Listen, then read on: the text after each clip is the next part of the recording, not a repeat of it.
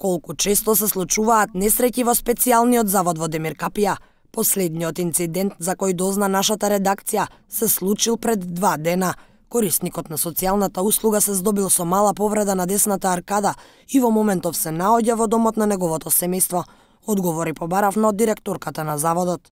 Веднаш по немилиот настан, откако му е пружена медицинска помош од страна на присутниот персонал медицински, повикан и матичниот лекар и на прашањето на корисникот како падна, свесен е дека сам паднал, следејќи музиката.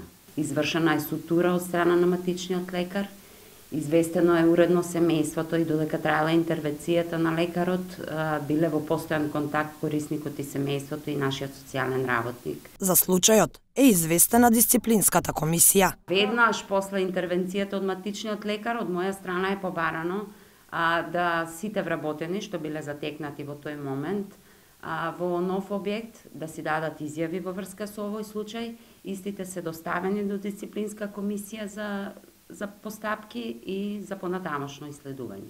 Директорката додава дека вакви непријатности се случуваат поради невнимание, зашто има голем број дисциплински постапки, но додава и дека бројката од 50 негувателки е премала за да обслужи 215 корисници на социјални услуги. Заводот веќе една година не прима нови корисници, туку постепено ги префрла старите во мали домови како дел од процесот на деинституционализација.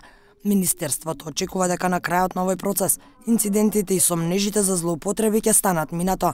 Заводот во Демиркапија е озлогласена институција во која долги години пристапот за новинари, но и за невладини здруженија беше забранет.